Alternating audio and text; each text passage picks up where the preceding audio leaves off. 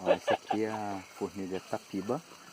É uma formiga que os nativos locais aqui da região utilizam ela como repelente.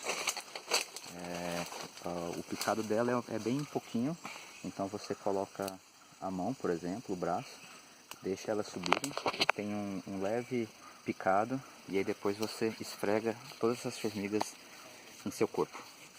Tem um cheiro um pouco forte, então isso aqui ajuda a afastar os mosquitos.